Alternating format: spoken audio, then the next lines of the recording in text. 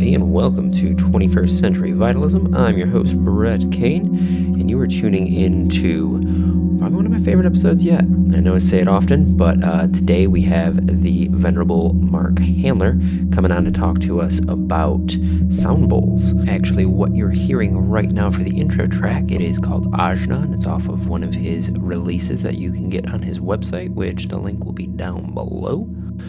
Mark Handler is a clinical psychologist who has been in the field for, I think, well over 30 years. He's been a practicing yogi for about 50, as well as just spiritual guide and mentor for many people. His main claim to fame, if you will, is using sound bowls as a adjunct to his clinical psychotherapy and getting really great results. He has a ton of YouTube videos. He's releasing albums where you can actually listen to his work. He has a massive collection of ancient singing bowls dating from 500 to 1,000 years old. He's the real deal. He knows what he's talking about, and I really wanted this episode to be kind of like a story time. So that's kind of how I had it planned. So in this episode, we actually talk about his history getting into yoga, what that was like for him in the 60s and 70s, getting into that and how it's transformed, how fringe practices have actually now been brought into the mainstream contemporary fold, and just what his experience is like being both a clinical psychotherapist as well as a spiritual aspirant. This was a fascinating opportunity for me. I really enjoyed hearing what he had to say and his perspective on life. Plus, his insights into sound are actually really incredible. He studied with Ram Dass, Roshi Joan Halifax, as well as a bunch of others. Those were the two that I am the most familiar with. But yeah, it was an honor, and I'm humbled to be able to have sat down and soaked up some of his time. This past week I hope was well for all of y'all. Sorry I didn't wish that immediately. Hope you're doing well. It's been a little bit more calm, I feel like, stateswide.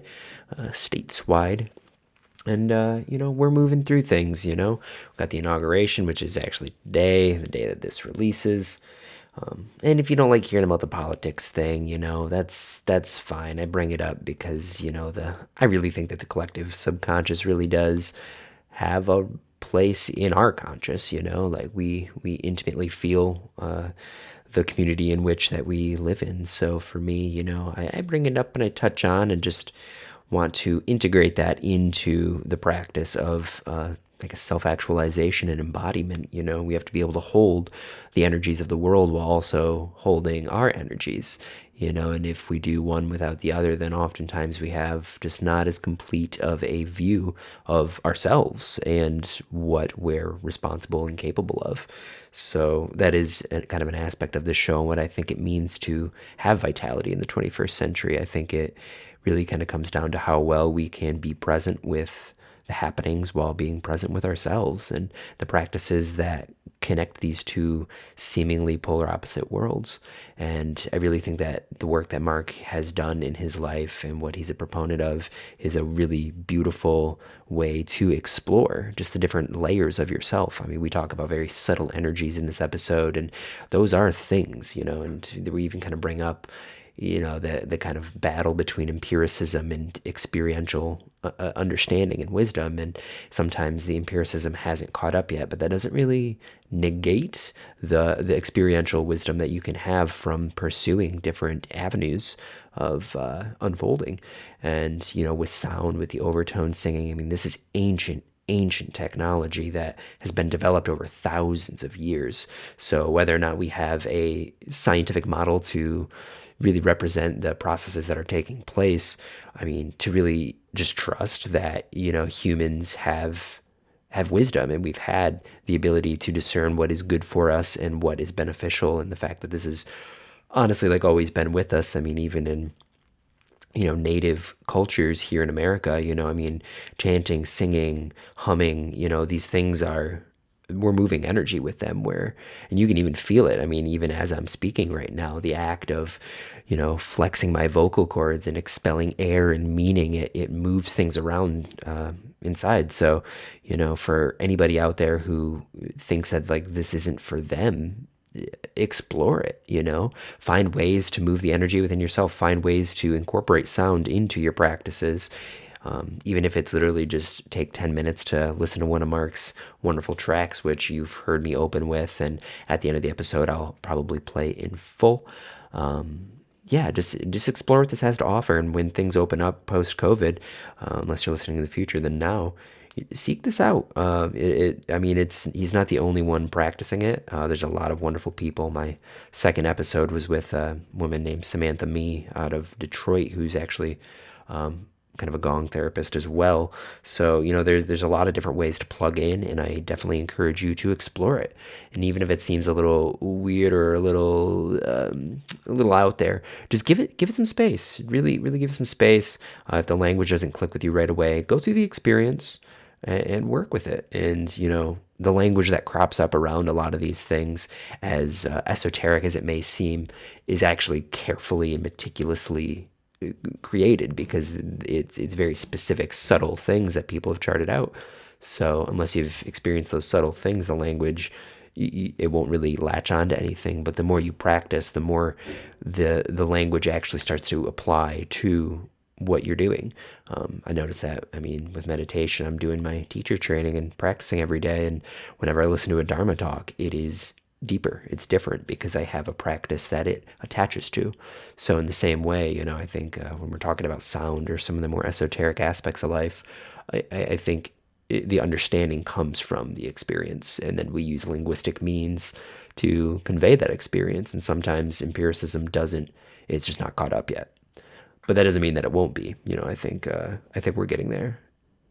But I mean, he even says in this episode, like, there's been life-changing sessions that he's had, with himself and with some of his students and clients. So let's not throw anything off the table just yet when we're in the thick of the communal chaos, as it will. We could really use wisdom from, whatever dispenser it comes from. So, yeah.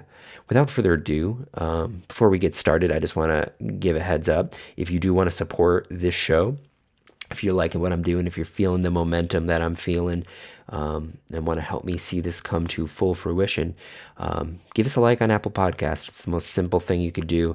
They got a 5-star rating system. I bring it up because it helps me rise up in the algorithm, and it helps me essentially market the show to other guests that I'm interested in getting. I really want to expand the conversation and really get some of the top minds and workers in the fields that I'm pursuing to come on and share their wisdom. This is our conversation, and I really feel as if I'm just an ambassador. But the more that we can, get this to be, air quotes, professional or well received, then the quicker I can get this conversation moving, and the more time I'll be able to dedicate to it. So. Outside of that, if you want to like the Facebook, we're on YouTube now. So if you want to subscribe to there, like, comment, all the things that kind of create buzz, reacting to posts is huge in helping it get to other people, and that's kind of the thing, is I'm just focused on getting this out to as many people as possible, because I believe really strongly in the guests that I'm getting, and I think that the work that they're doing in life is important, and I vouch for it very strongly. If not for my own self-preservation, for getting these folks' words out, I don't want to proselytize, but yeah, there's some great people coming on this show in the next couple of weeks, and they have a lot to share. So that's my mid-marketing spiel. Outside of that, thank you so much for listening. Open your hearts, open your ears, drink some nice tea, do some asanas, and welcome Mark Handler.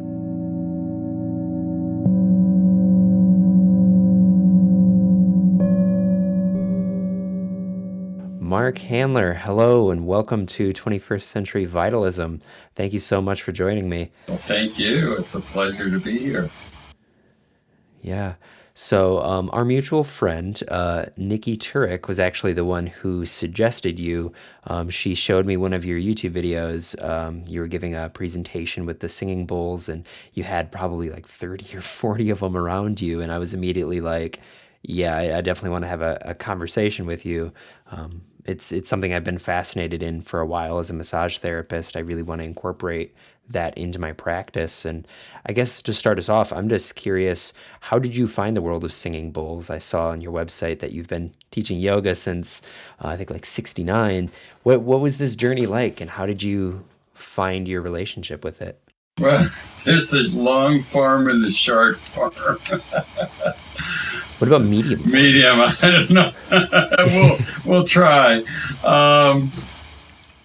Basically, there's this web of, when you look at your life as a tapestry, and the Carole King song, I love that song.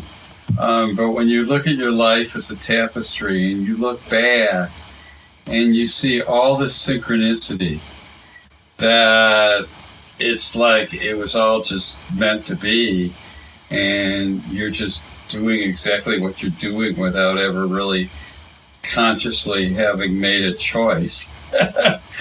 So that's an interesting aspect. But basically, if I think about some of my influences, it starts with having severe asthma as a child, and lots of times, usually about 4 or 5 times a year, when I want to be playing outside with my friends, doing sports and things, I was having to spend a month inside. In the 50s, they taught asthmatics to just rest. But what that did, my family discovered when I was 4, I could just about play any melody it wasn't like a Mozart or a big deal, but I could play any melody with one finger that I heard on the radio. So fortunately, I was born, with some aspect of musical ability before any training. And fortunately, my family gave me training, piano lessons. And so that's, by the time age 13, I was thinking very seriously I was showing the potential to be able to be down the road a professional classical pianist. And I told my parents that's what I wanted to do. And I came from a family where everybody had to be doctors and dentists. or a few people rebelled and became computer geniuses, and my family, my sister's like amazing at taking everybody that schools fail with or kick out or whatever, and online transforming them. And my brother became a social worker, was in charge of health planning for Toronto for a zillion years. And but most of us, so when I told them I wanted to be a musician, they absolutely, what kind of life that's going to be, and blah, blah, blah. So I gave up that dream, and in high school, I think one of the really significant influences with me was a woman by the name of Nancy Kaladny, who I didn't realize it was her first or second year of teaching, and she was the best teacher I had in all of public schools. And we read Siddhartha by Hermann Hesse, and now realizing those days we didn't have fair gender. We still don't in terms of how we communicate, but we didn't say he or she or humankind. We always said mankind. So I'm only mentioning that because Houston Smith, at the time, when I was a kid, I didn't realize it. I grew up in University City, Missouri, where Washington University was, and he was a professor there. I wish I would have known in high school, because but they had us read his book, The Religions of Man, of the 7 world's major religions. And that inspired me, and Siddhartha with the Buddhism teachings, and more than Buddhist teachings, just teachings about what it's all about, you know. And so that put me on a path. And then you add to that, I started university approximately a week and a half, 2 weeks after the what shall I say, the riots in Chicago Democratic Convention, National Convention in Chicago, with Mayor Daley's forces going to, brutalize all the peaceful protesters, and so of course that had a huge effect on, it's like, my God, I grew up in this life where even though my family would normally be freaked, it was totally safe in those days to hitchhike to junior high school. Yeah. So going from that to looking at the changes in society, the Vietnam War, obviously, I'm beginning to question like everything. And in the Midwest, whereas the flower child movement hit in California earlier in the 60s, in the Midwest it hit right around 68. And so all of a sudden I remember being in the cafeteria at the first year you had to live in the dorms. I went to University of Missouri, Kansas City. And I remember being in the student center, the cafeteria, within the first few weeks. And I remember hearing 2 songs, Sunshine of Your Love by Cream and Purple Haze by Jimi Hendrix.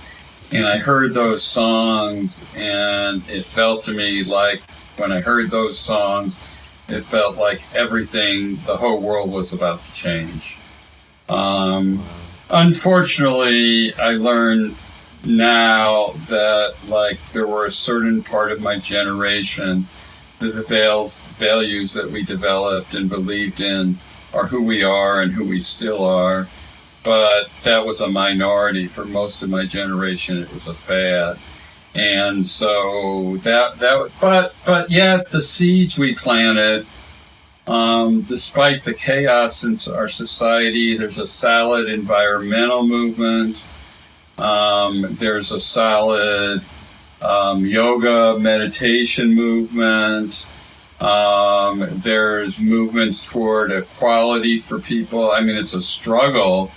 We have, gay marriage. Not people can love who they want to love in most places in the U.S. I could go on and on about the issues of the day. We got out of the Vietnam War. Unfortunately, the U.S. has been in war, my whole covert or overt war, my entire life. And so while the propaganda is that we're a peace-loving nation, we're really a warrior state nation that is always in war and in war with its own people, is even before this situation, but the current situations. But we live in a brutal society where the way to solve problems, in the criminal justice world is through brutality rather than through rehab and empathy and compassion and teaching and helping people find another way. That's not the culture that we live in. And my work all these years, both the 33 years I spent in healthcare as a clinician, little bit of research as a senior healthcare leader, and then I went from that to alternative practices with the singing bowls and a variety of other practices. But it's along the way, all those things, I'm doing that, and I'm a member of the Association for Humanistic Psychology and Transpersonal Psychology. So now we're not just dealing with the weaknesses of human beings, but humanistic psychology is dealing with things like creativity and self-actualization, human potential, and what are the great things we can do. And then transpersonal psychology deals with unitive states of consciousness, cosmic consciousness, love, spirituality. And so those, and at the time, Ram Dass wrote his book, Be Here Now. And I think I met Ram Dass when I was 19 or 20 years old was the first time I met him. And he was a PhD psychologist working with Tim Leary from Harvard that both got fired for their psychedelic research. And I basically, Ram Dass went off to become a yogi. And Ram Dass, Be Here Now, in, I don't remember the exact year, but 68 or 69, was considered the best-selling book in the world, next to the Bible. I didn't realize it was that high. Yeah. And so Ram Dass has had an amazing effect on. And he became a clinical psychologist. I dropped out of pre-med and became a clinical psychologist.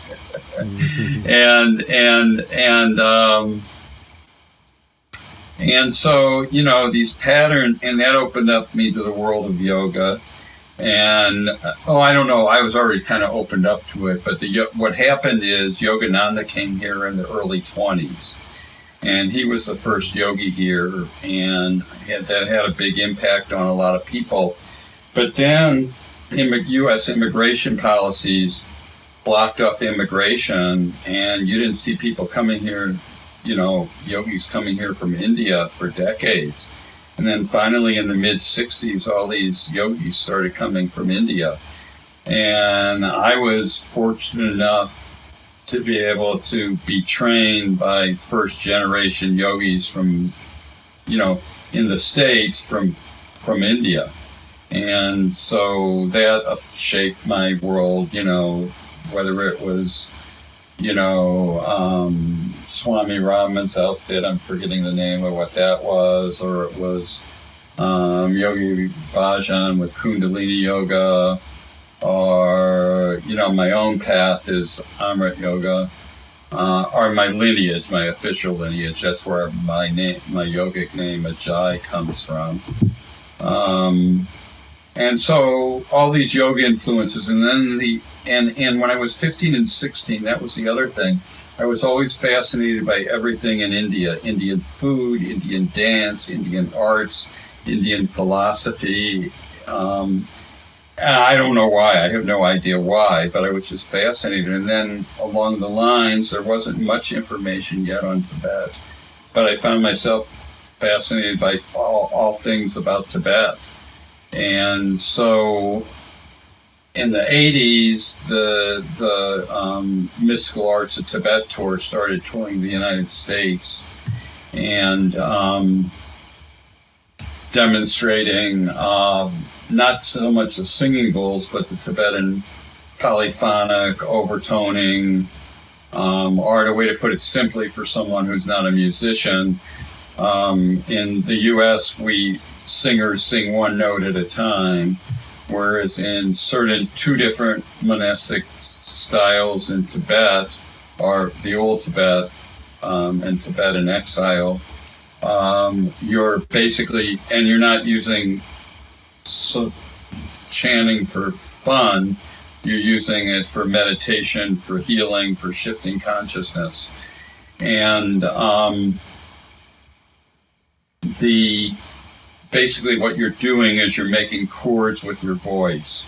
So you're creating anywhere from 2 to, well, one musician once captured me. I've never heard more than 4 notes going at the same time, but one musician once captured me at 8 notes going at the same time.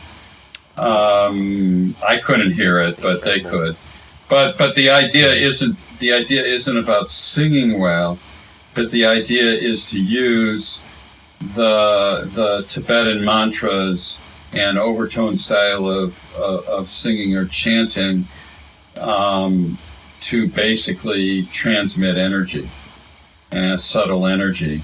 And you're transmitting that subtle energy to then help to heal, basically, or soften the heart in terms of being more loving or more compassionate. So that happened, and I thought, oh man, I got to learn that someday. And I thought, there's no way I'm ever going to be able to learn. When am I going to have that opportunity? And then the next thing I knew, I was at the Association for International Transpersonal Association in 93 or 94 in Killarney, Ireland. And Jill Percy was there, and she came and chanted overtoned Om, and I was absolutely transfixed. And again, I thought, my gosh, I got to find out how I'm going to learn to do this someday, because this is amazing, but I don't know where I'm ever going to be able to afford financially or access to get to where I need to get to do it. And then all of a sudden, karmically, I can only imagine karmically, my destiny or whatever, is everywhere I would go, the Mystical Arts of Tibet show would happen to be there. When I go on vacation, I remember once I was on South Beach, and Miami, and people start yelling, "Oh, about 5 blocks up the beach, there's an art center, and Tibetan monks are there." So we walked up to the beach, and each time I would go to one of their presentations of their chanting, I would find myself, I can't say transmission or whatever, I would start being able to learn to do it. And then gradually I went off for, extensive training with Jonathan Goldman in Colorado. And then after that, I had it, and my abilities, as the years went by, to facilitate, deep experiences for other people just got, increasingally more effective or potent. And so it's been, and for myself, it's just, it's really nice, because as soon as you start Tibetan style chanting, with the overtoning for 90 seconds, it's like, at least for me, it's like I'm already into inner stillness. I mean, I'm away from the ego, and I'm into, you could say, spirit consciousness, and empty. The ironic thing, some Buddhists refer to it as the full void, and that sounds like a paradox, because how can total emptiness be completely full?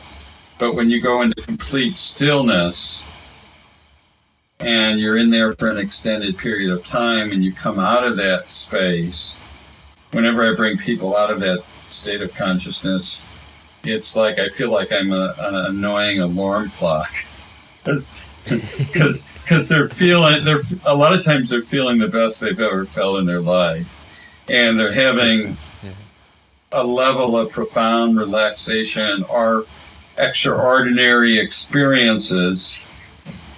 I call them extraordinary rather than supernatural, because the only thing that's weird about the supernatural is when we call it supernatural is it just means we haven't figured out how it works, if it works and how it works. But there's nothing unnatural about the supernatural. It's like there's nothing weird about mental illness.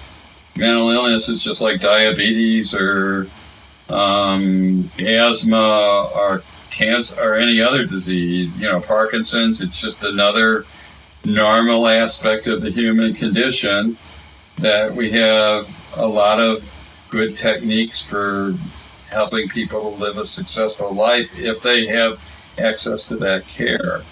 And so then I started doing the chanting, and before I knew it, and then I was in California, in Berkeley.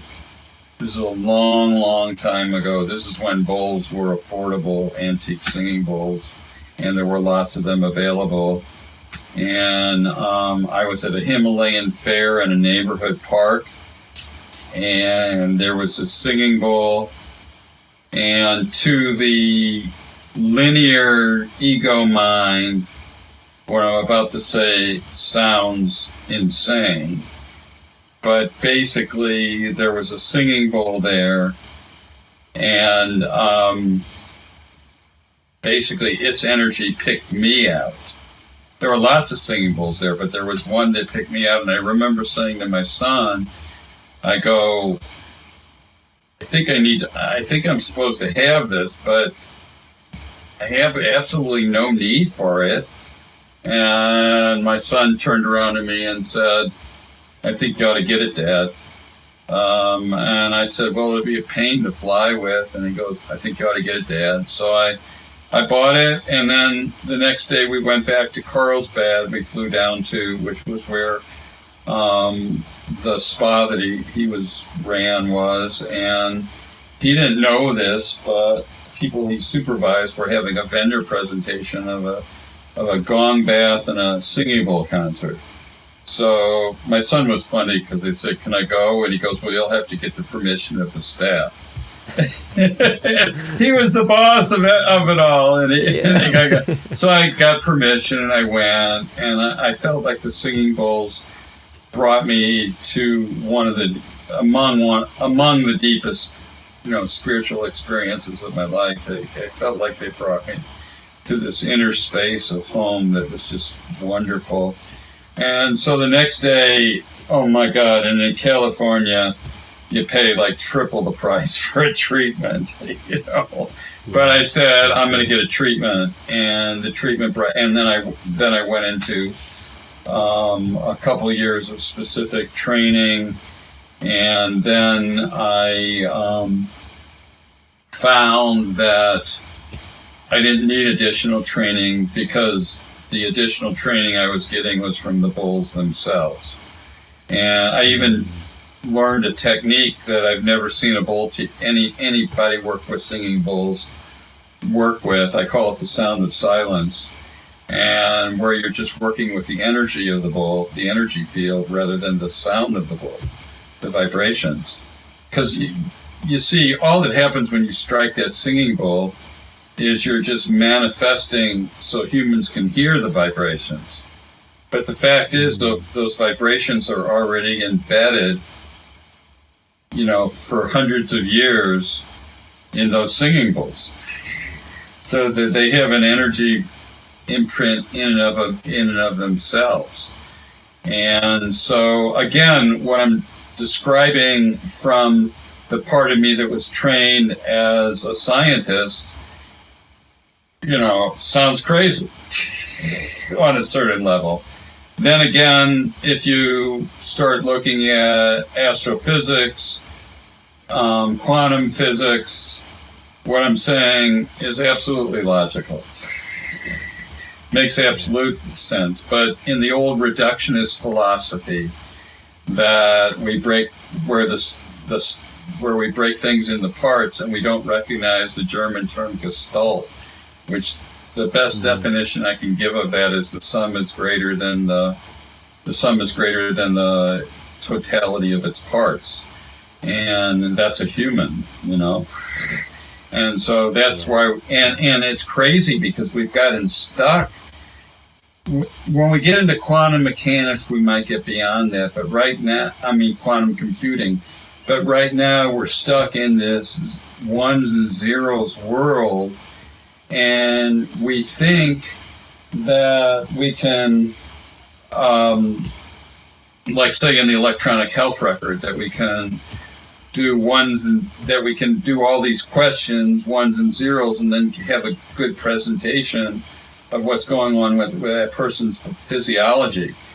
But that's not the way the body works. You have many feedback loop systems, and if there's a cellular disconnection within one loop system, it can affect many of the other loop systems.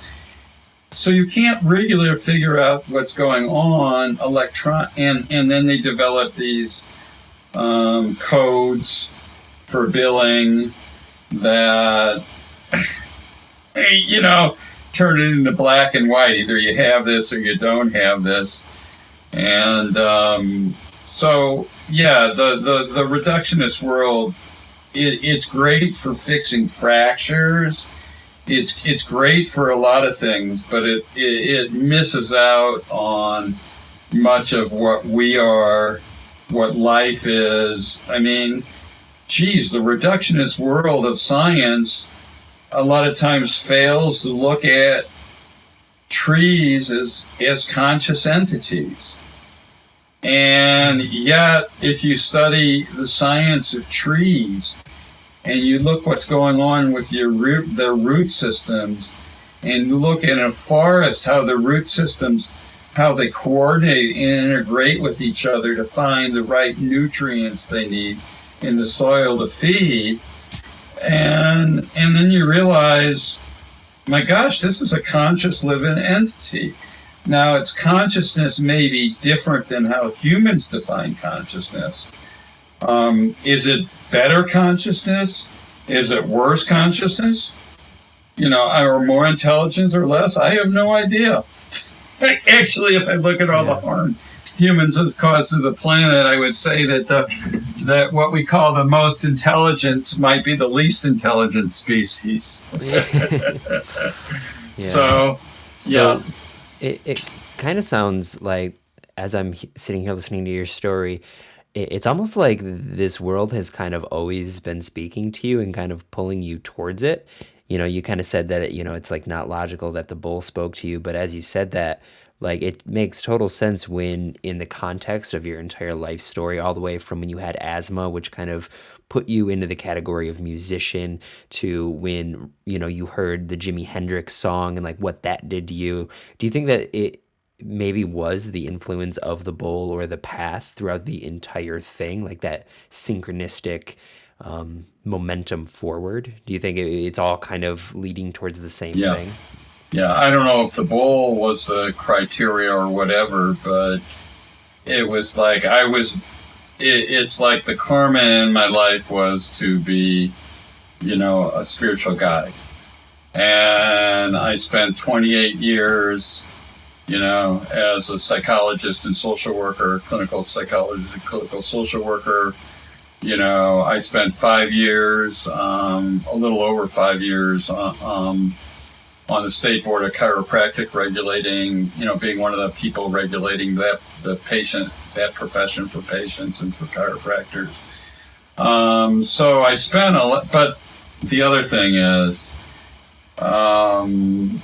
it wasn't unusual as a psychotherapist. If the clients, I wouldn't push it on somebody, but if the client was open to Eastern, Asian forms of psychotherapy, you could say, approaches, it would not be unusual for me to utilize yoga as a therapeutic technique as a psychotherapist.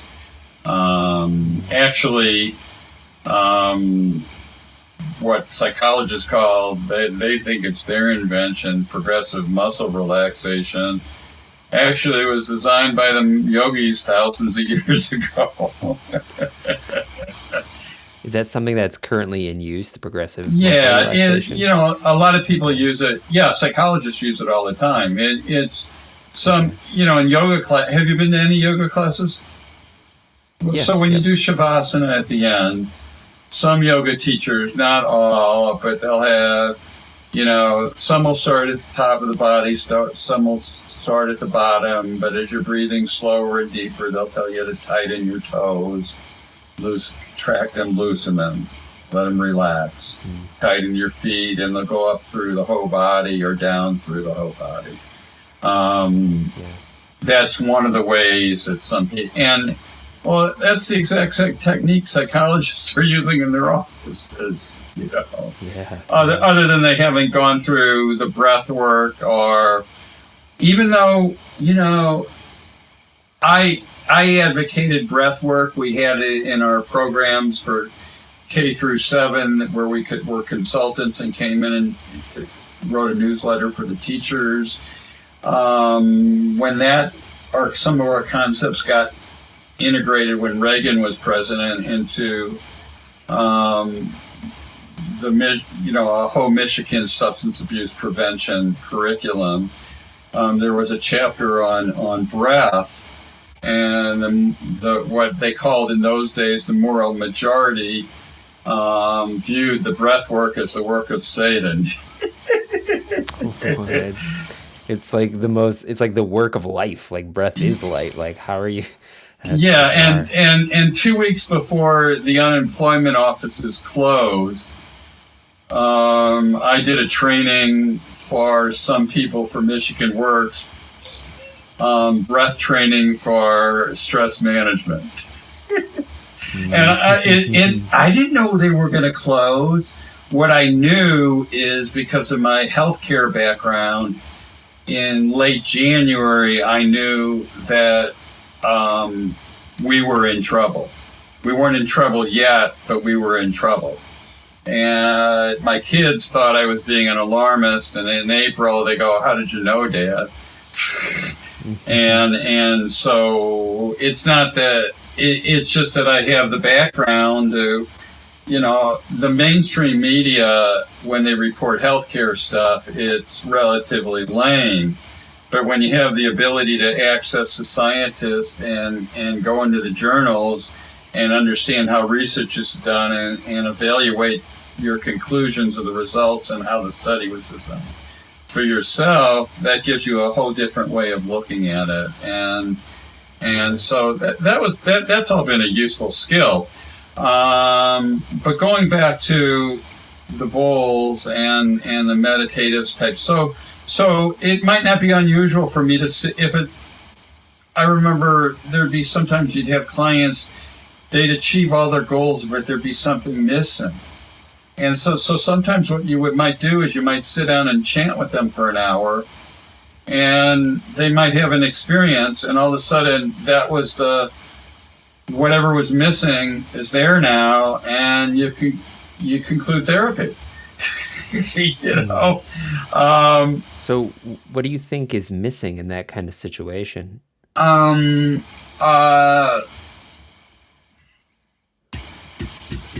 sense of it's a certain sense of connect. I don't know if I want to use the word. I guess rather than spiritual, I would use the word of a sense of energetic deconnection is what, or energetic connection is what's missing. The ability to see oneself, to see all of life as one, is missing. Humans see themselves as more than other humans, or more than other species. The notion of you look at from the microcosm, nanoparticles, the tiniest things that exist, whatever we can find, the tiniest, as the atomical particles get tinier and tinier as they discover, to the cosmos, billions of light years away. If you take the Hindu triad of Brahman. Now realize in Hinduism, the gods and goddesses, there's many different, symbolisms and interpretations and possibles. But this is a simplistic one, but it's Brahman, creator, Vishnu, preserver, and Shiva, transformer. The rock has to be destroyed by the sculptor to become a great work of art. So there's Shiva with the rock form is destroyed, and now here's Brahman with this great work of art. Well, you take this metaphor and you apply it to life. You apply it to planetary systems, solar systems, galaxies, stars, and then you go the opposite direction to the lowest, and it's all the same process. It repeats itself over and over again. And the one law in physics, it still remains a law. The best of the knowledge I have is energy can't be created nor destroyed, merely redistributed throughout the universe.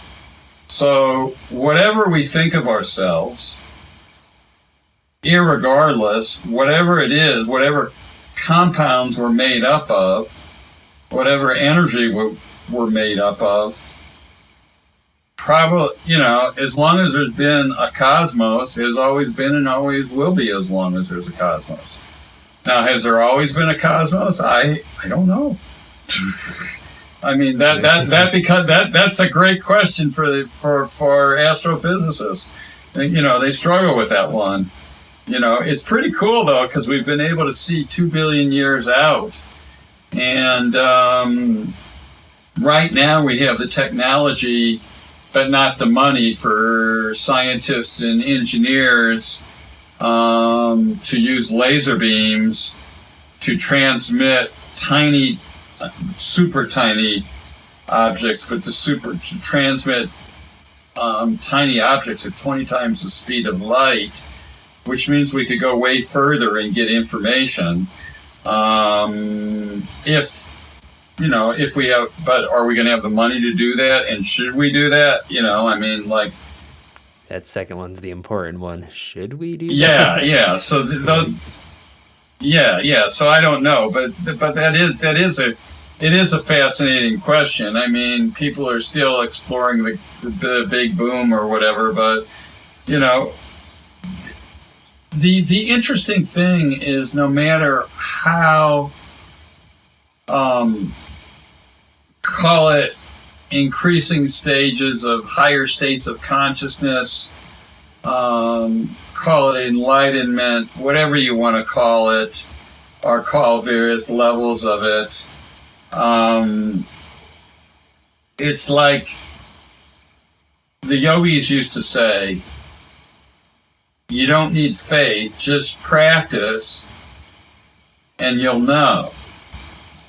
I like that. But and that's a good point, but at some level, when one has these experiences and you look back, you really don't have the criteria to say whether empirically to say, is this indicative of whatever I think I am going beyond death at some level, life beyond death, or some energetic form. Maybe, are these extraordinary experiences, are they just simply part of the evolving of certain humans that have the capacity to develop these abilities while they're in human form? And at that point, then you get back to faith. Either you, Yeah. and so you choose to perceive it or interpret it however you choose to interpret it based on, whatever input has been fed in, both, verbally, linearly, and holistically or holographically. And so, and that's one of the things. That's one of the things I've realized. But it doesn't really matter on a certain. Sure, everybody would like to know, but the bottom line is when you're working with subtle energies, and we have lots of models for this around the world. We have the yogic model that refers to it as prana, and the chakras and nadis.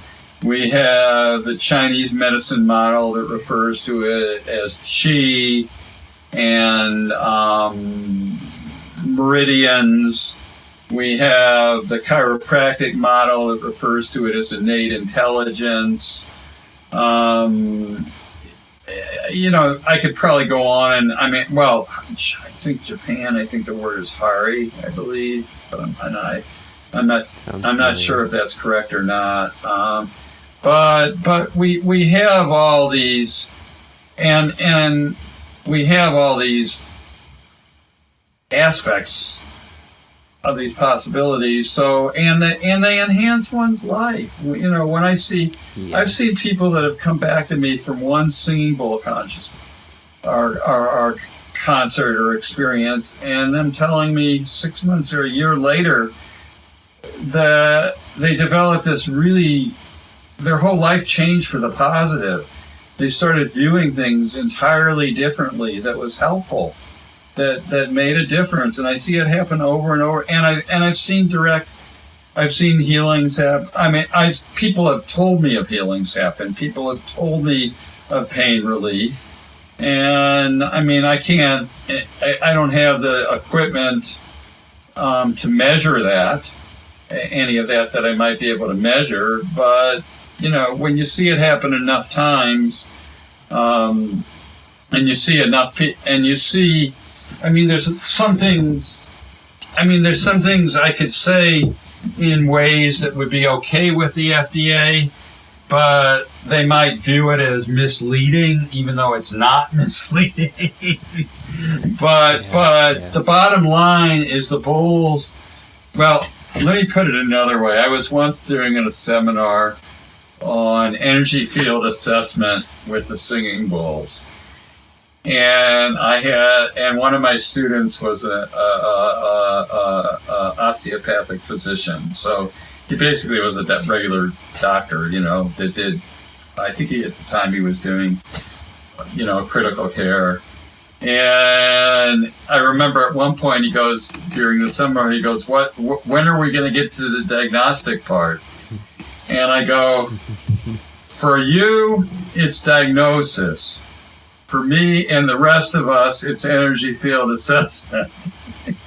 Yeah.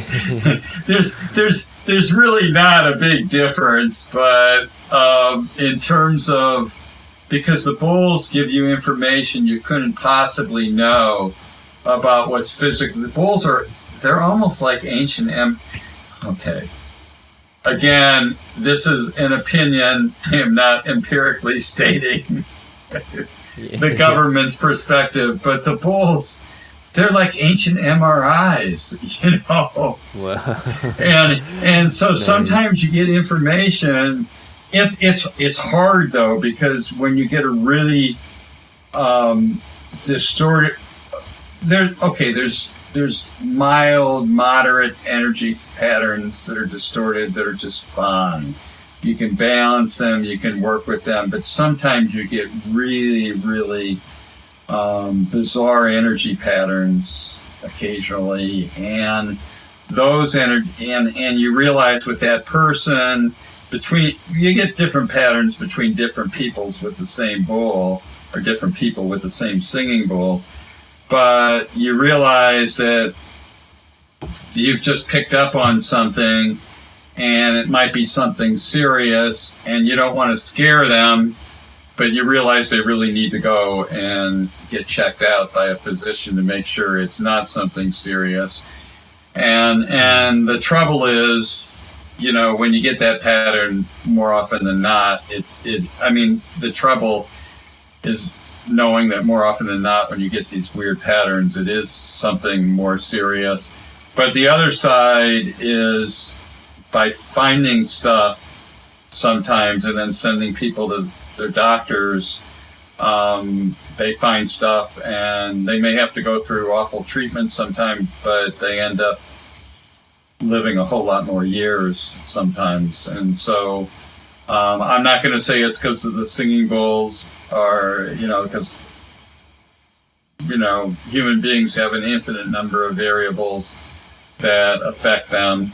I just report what people tell me their experience with the singing bowls, and I see when I tell somebody to go to the doctor and I see what the doctor finds, that's how I come across my aspects. For me, the most important thing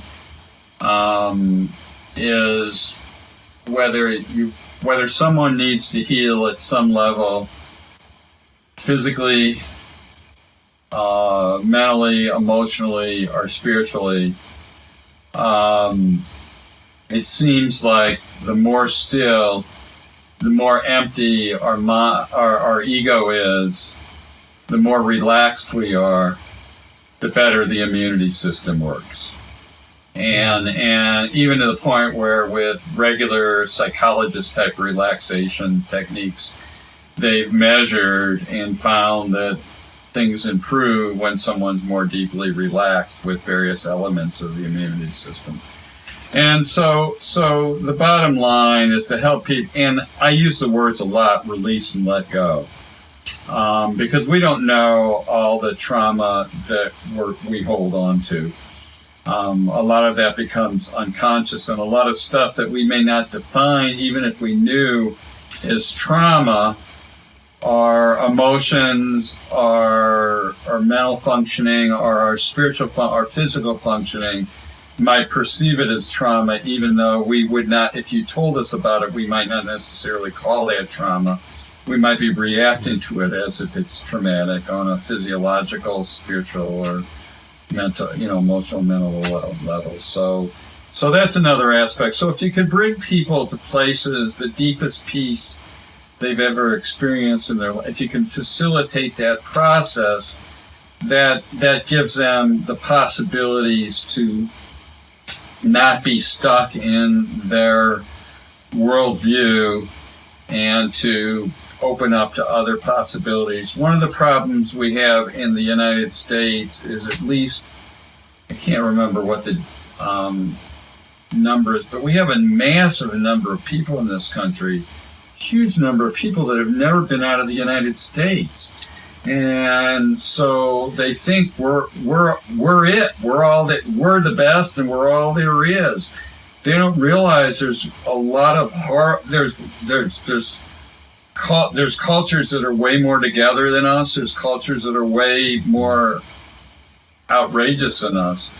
But if people don't infuse themselves in other cultures, and if you're raised in one religion and you never go it's fine to stay in that religion if you don't dump it on other people, force it on other people, and it gives you peace of mind, that's great. But it's like if we have those experiences that are so deep, it gives us possibility. And I always say, I don't care what someone's spiritual belief system is. I don't care what their religion is, because most religions don't give people they give people intellectual information, but they don't give people experiences. And so I figure if I can give them, I don't give them. It comes through me. I'm not the doer, but I just get out of the way and let it happen, But it's like, if people can have that, profound peace, like I say, it opens up so many other possibilities. The singing bowls I work with are antique. They range between over 100 up to 500 years old. These days, most of the antiques that were left in the world that were in collectors or practitioners' hands that were good quality, most of them, with the exception of a handful of people I know, most of them got buried under the earthquakes in Nepal in 2015. And so the antique prices have gone through the sky. There's some really terrific, affordable, like the first couple generations of contemporary singing bowls were terrible. But the artisans that I've come to know their work and the sources that I can tune people into, they're probably on their 6th, 7th generation prototype, and their sounds are just terrific. The only thing they don't have is they don't have that energetic imprint from hundreds of years of meditation and healing and been in monasteries or people's homes. They don't have that, so what happens is you just infuse them with your own energy field and your own energy work, and you build their power. And so it's something that's going to remain available to people. As a matter of fact, my last CD and download, the Tibetan Singing Bowl Experience, I produced that in a way that I wanted to make sure that I tried to, basically I worked with an audio engineer who, when he was young, he had a Grammy. He had like 7 or 8 platinum records that he engineered, and I wanted to work with someone that could figure out how to capture this sound more pure than it had ever been captured. And I feel that we did that. And the reason I wanted to do that is I'm one person. I've trained a lot of people, but if the computer technology survives for a long time and the humor technology survives, it's possible that this knowledge could get lost, but that if I have it in a affordable, easy form, humanity could still benefit from it long after I'm gone. And so that was my goal with my last CD. Of course I wanted to have a great meditation for people to have the experience. But I also and the other goal on that CD, I haven't acted on this, but the other goal on that CD is I wanted it formatted in such a way, I wanted to format it in such a way that if I could get any professional researchers to integrate it into their research, I think it would help to begin building a science of sound healing. There were several people that I was aware of. One, it's come up 3 times. I just haven't followed through because I haven't wanted to have to. We could probably all do it down the road online, or through communicating online, but I probably have to do 1 or 2 trips. I hate driving through Chicago. I'd have to get to Madison, Wisconsin. And so I haven't followed through on that one. And the other one I was going to follow through on was John Hopkins got a massive amount of donation, and they set up their medical school, a Center for Interdisciplinary Psychedelic Studies. And one of their neuroscientists, as they're researching and creating therapeutic, legal therapeutic events for people, for their various problems. One of the neuroscientists is interested in what kind of music or sound might be the most therapeutic for people undergoing those experiences. And I remember thinking to myself, wow, I should get a hold of her soon, and this might be a really good place where they have the equipment and the money where they could, like, if she was interested, and it sounded like an interest area of hers. But then COVID came, I thought, well, I'm not driving to Baltimore in the winter. Well, I thought I'll deal with it next spring, summer when it's easy to drive. And, and then COVID came, and I was like, that was that. I don't even know if they're able to do their research right now. I have no idea. So that was a crazy kind of situation, but an interesting one. I mean, and you see, when you're working with the singing bowls, this is a little, basically, most of the public, the singing bowls enhance your, how can I put it? The singing bowls enhance your abilities to work with subtle energy that are already within you. They enhance those. And I could do a singing bowl concert and not try to generate any work with it all with my own energy field. It would be a lot of hard work to repress that. But if I repress that, people would still have an experience from the singing bowls. But the bottom line is what's coming out of what I'm doing with my third eye that's invisible is exponentially makes the work that much more powerful. But, I don't typically talk about that except people who go through, training with me. And that comes in advanced stages of training after you've learned a whole lot of ways to work with the singing bowls. In singing bowl training, some people do singing bowl training,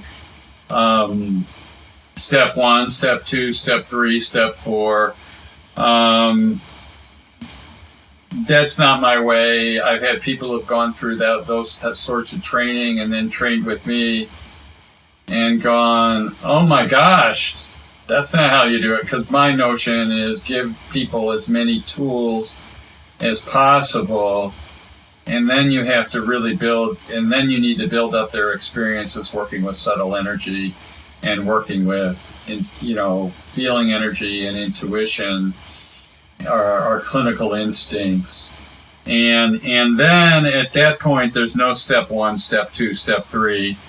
You do whatever you need to do based on the feedback that you're getting from the person's energy field from the singing bowl. And so there's so many levels to the singing bowls. Of course, the simplest, least complex level, how they're designed, there's a double-sided aspect of this. It's like a coin. The simplest aspect is they sound really beautiful. And those beautiful sounds feel really good. However, how the heck did the ancients, how to figure out how to make those amazing sounds and sustains and vibrations and energy? That's miraculous. So on a simple level, they just sound and feel good. But on a complex level, it's like, but it reminds me of, there's a mantra that's called the Sri Yantra, Yantra, or mandala. A mandala is like a visual, geometric meditation tool that one would stare into and absorb. It's single point. Try to use that to develop single-pointed concentration. So there's this yantra that is like if you think of a Star of David, and then you think of many of them, but overlaid over others. So you have all these right side up triangles, and then these upside down triangles within each other. And then there's a floral kind of circular design around it. But basically, that particular yantra is carved on temple walls 3,000 to 5,000 years old in India. And when you put that on an oscilloscope or a tonoscope and you chant Om, the terminology Om, Om properly, it comes up on the oscilloscope or the tonoscope as the Sri Yantra Mandala, which is a delicious mystery, because That's amazing. how the heck did they know thousands of years ago the geometric aspect of the primordial sound in yoga, that's behind everything, behind creation.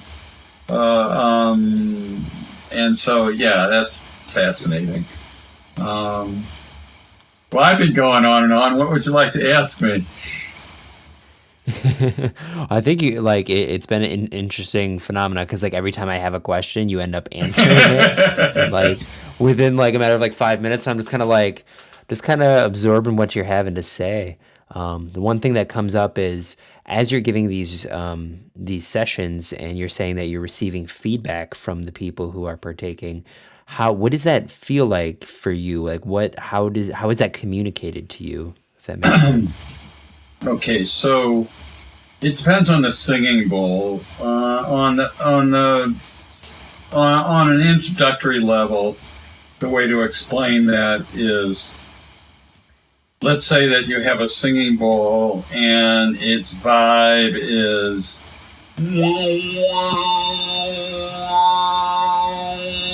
I didn't do that very well. Let me try again. A little water.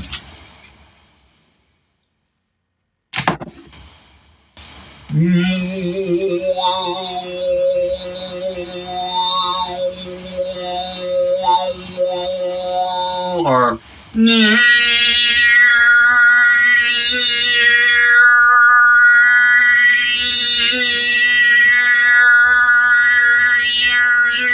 anyway, I didn't do it. I'm a little dry, so and I haven't been, because of COVID, I haven't been out and about regularly, working my voice. So, but basically what happens, so you have a bowl that sound is just a steady frequency, and then you hit a certain part on the body's, around the body, and all of a sudden the bowl starts going or and something's going on there, and so then you try to balance it, and it's like a metal detector. Yeah, yeah, right. And you balance it with sometimes it gets balanced in 15-20 seconds. Generally I'll stay in an area no longer than 5 minutes. If it's not balanced at 5 minutes, you've gone as far as you're going to go for that day with that area. Move on.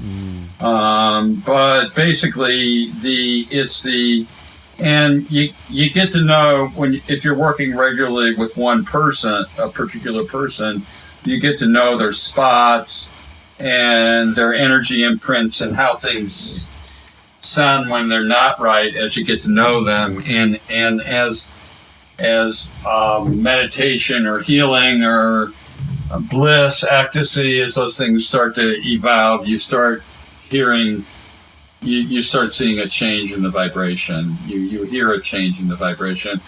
And it's the same thing physically. When I'm overtoning, I'm doing the Tibetan chant. In a concert, I'm not doing it right on top of somebody's body, because there's lots of people there in a meditation concert. When we're working one-on-one with people, with their permission, I'm 3 to 5 inches away from their body, so I'm right in their energy field, and then I'm using my voice to transmit energy. And then what I'll find is, it's not my changing my voice, but when I hit a spot on their body, and I'm not physically touching them, but when I hit a spot on their body that changes my voice, then I know I got another spot that needs balancing.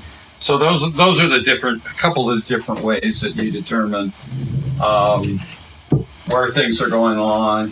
And if if we lived in a country where you could say this may be or this may be, whereas other people tell me this may be, I could say a whole lot more. But it's like every medical thing you see online always has the statement, this is not used for the treatment and prevention.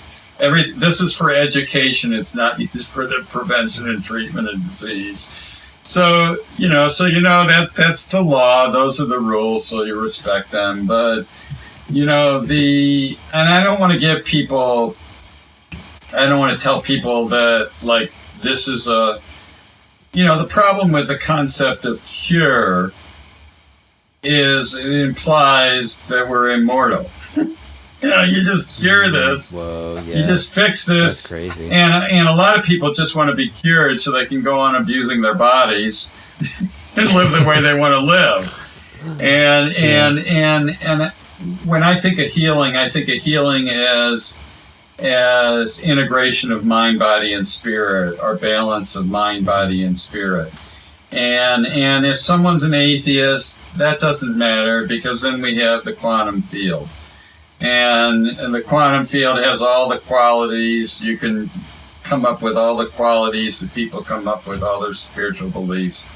And so an atheist connect into this, and they're just plugging into the cosmos, or the nano particle, the tiniest atomic particles. So it really doesn't matter one's belief system. And for me, when I do the work, what happens with people sometimes who are religious is they may become that much more committed by having those experiences to their religious tradition. Tremendous. That's great.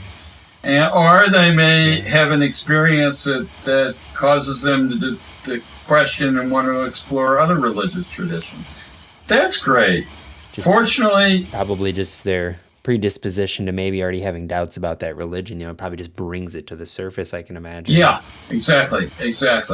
Or even if they don't have doubts, they believe this religion, but it's not doing enough for them, And so now they're getting something that seems to they seem to resonate with. So either way, it's I remember once as a psychotherapist in my private practice,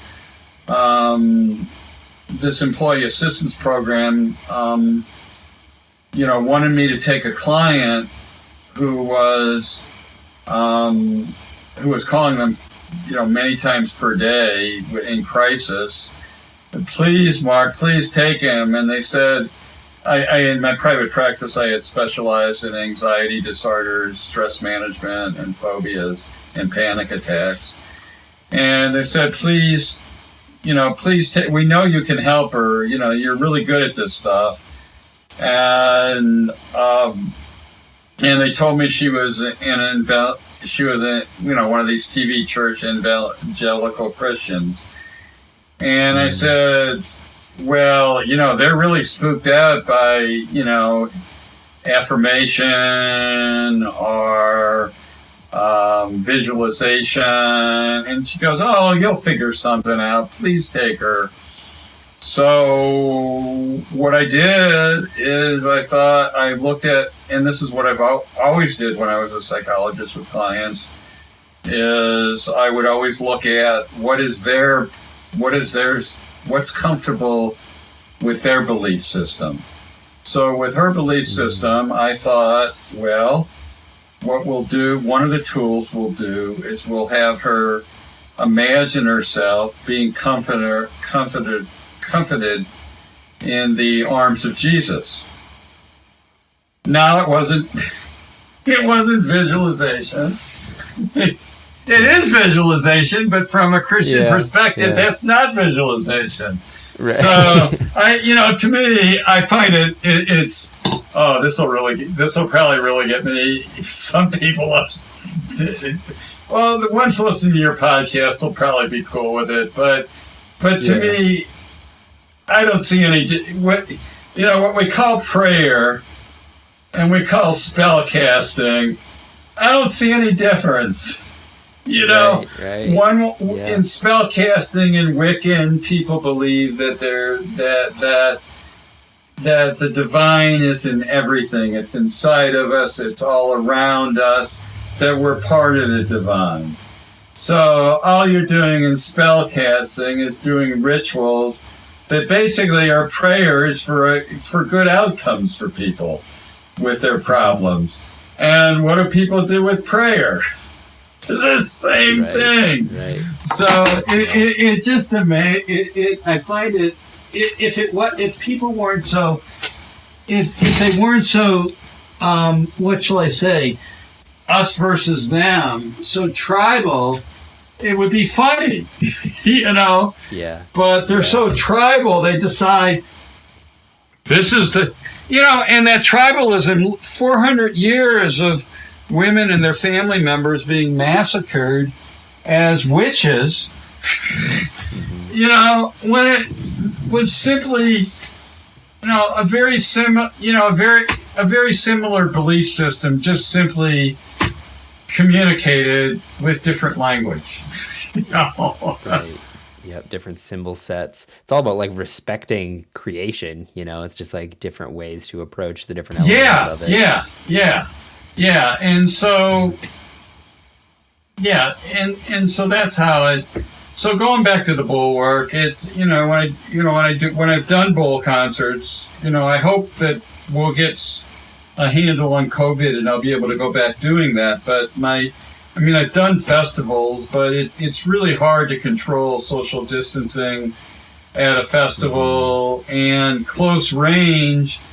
You know, I've done some large venues, but most of my where I'm on a stage, but most of my venues, you know, are smaller venues, and with running at 25 or 50% capacity, I don't want to contribute to people passing it on to each other, or am I getting it, or am I passing it on to somebody, you know, because of the asymptomatic qualities and with all the variations that are going on right now. So right now, you know, it's a great tool for me to have at home for my family, for my wife and I. But and it's part of my, you know, it's part of my, you know, my practices. But it's not something that it's not something that I would need to. That I can be actively doing right now. I like to be hopeful. So what I do is I sit here. My wife got her she got her first 2 vax. I know there's a lot of anti-vaxxers, but I look at the data and on what COVID does versus the risk of doing something we've never done before. And I'll go with that risk. You know, whenever I get my turn, there's 22,000 of us in Grand Traverse County, and there's only 2,000 that have been able to get it. So, because supply problems. So we'll see what happens. But then again, that's only so that's another subject. But I just would like to be out there helping people, you know. And I'm 70, and I'm the at-risk population. Everybody's at risk, but the older you are, the more at risk you are. So right now, I'm just taking. I can do podcasts like this. I can, you know, teach somebody online, but I can't really do my work right now because we got a situation where I don't want to be part of the problem. I want to be part of the solution. Well, that was really wonderful. I know that you wanted to take a walk today, so I feel like we should just put a bow on it and maybe pick this conversation back up in the future. So I just wanted to say thank you so much, Mark, for spending this time with me and sharing your story, sharing the work that you do, because I honestly really do think it's important. And I think that the more light we shine on this aspect of practice, especially the fact that you mix it with the psychotherapy. I think, this is a conversation worth having. So again, thank you so much for your time. I appreciate you. You're welcome, and I appreciate you, and thank you. It's a pleasure to share whatever information for people who have interest. That's always great. So my pleasure, and have a wonderful weekend, and I look forward to the next time. You as well, friend. Thank you. Bye. All right, my friends, that was the episode. Thank you so much from the bottom of my heart for listening all the way through. You really are the MVP, and I'm making this show for you. I really appreciate your attention and your energy. I do not take that lightly, and it is an honor to have spent this time with you.